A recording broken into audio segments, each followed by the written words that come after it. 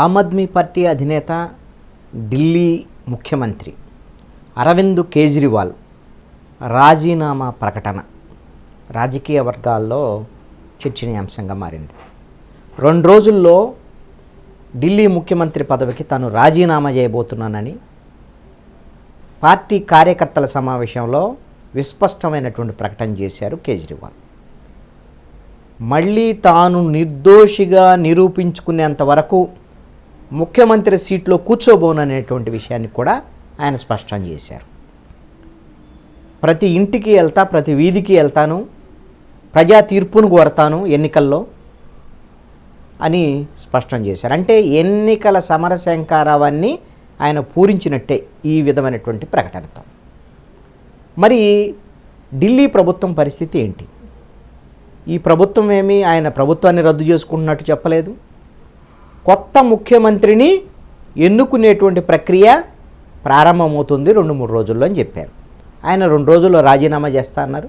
అదేవిధంగా పార్టీ నాయకులు, ఎమ్మెల్యేలు వీళ్ళందరితో మాట్లాడిన తర్వాత కొత్త ముఖ్యమంత్రి అభ్యర్థి ఎవరు అనేటువంటిది అందరి ఆమోదం మేరకు నిర్ణయం చేస్తామని చెప్పారు.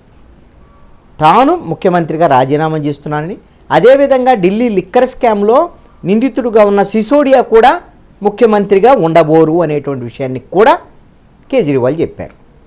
వీళ్ళిద్దరూ కాకుండా ఎవరు ముఖ్యమంత్రి కాబోతున్నారు ఏమిటి అనేటువంటిది చూడాలి. అది 1-2 రోజుల్లో వాళ్ళ పార్టీ నిర్ణయించుకునేటువంటి అంశం.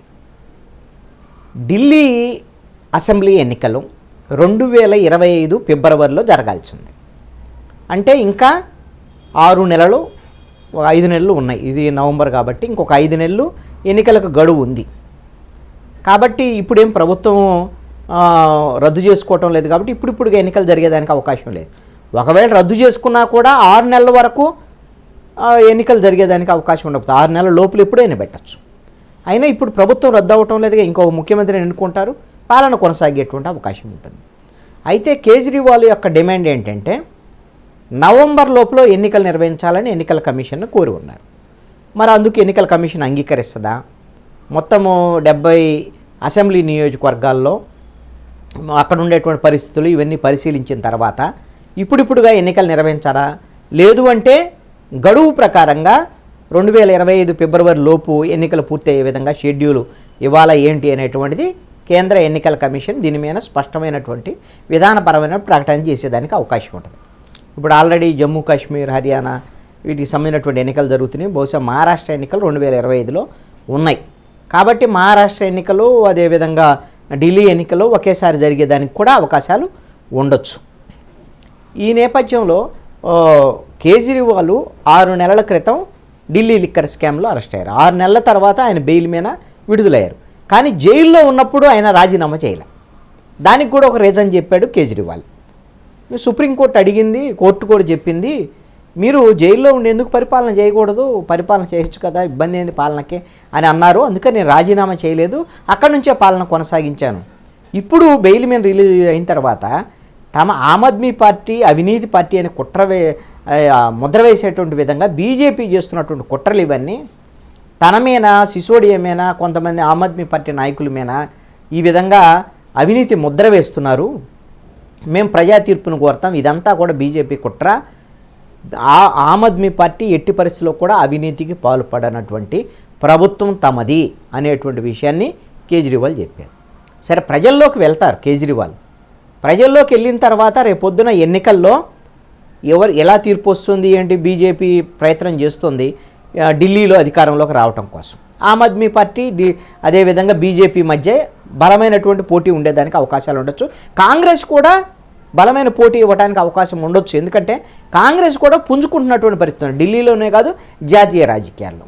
మొన్న 2024 లోక్సభ ఎన్నికల్లో బీజేపీ 400 సీట్లు ఎక్స్పెక్ట్ చేసింది ఎన్డీఏకి.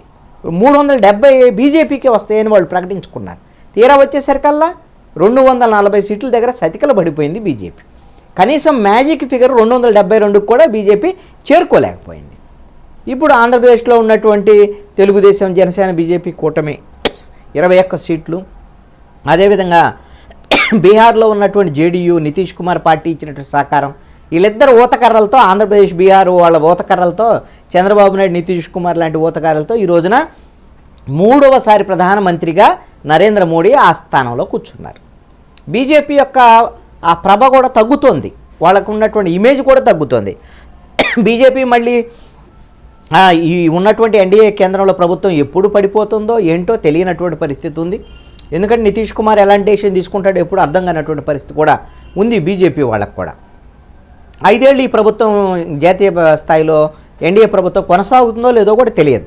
ఇలాంటి పరిస్థితుల్లో ఢిల్లీ ఎన్నికల్లో బీజేపీకి ప్రజలు ఏమైనా అవకాశం ఇస్తారా, లేదు అంటే కాంగ్రెస్ పార్టీ రంగంలోకి దిగుతుందా, ఆమ్ ఆద్మీ పార్టీకి ఉన్నటువంటి క్రేజ్ ఏమైనా తగ్గిందా, అవినీతి ఆరోపణలకు సంబంధించినటువంటి విషయంలో ప్రజలు ఆమ్ ఆద్మీ పార్టీ విషయంలో ఎలాంటి నిర్ణయం తీసుకోబోతున్నారు, వీటి మీద రేపు ఎన్నికల ఫలితాలు ఆధారపడబోతున్నాయి. ఒకవేళ ఎన్నికల ఫలితాల్లో ఆమ్ ఆద్మీ పార్టీ గెలిచిందనుకోండి, గెలిచినంత మాత్రం ప్రజా తీర్పు మరి మాకు అనుకూలంగా ఉంది కదా, మమ్మల్ని అవినీతి అని అనుకోలేదు కాబట్టి నేను ముఖ్యమంత్రిగా బాధ్యతలు తీసుకుంటానని అప్పుడు కేజ్రీవాల్ అంటారా, లేదు అంటే కోర్టు ద్వారాగా నిర్దోషిగా తేలిన తర్వాతే నేను ముఖ్యమంత్రిగా తీసుకుంటానని అప్పుడు వేరే వాళ్ళని పెడతారా, అసలు ఏమిటి అనేటువంటిది అప్పుడు తేలేటువంటి అంశం. ఇప్పుడు మాత్రం కేజ్రీవాల్ రాజీనామా, కొత్త ముఖ్యమంత్రి రాబోతున్నారు.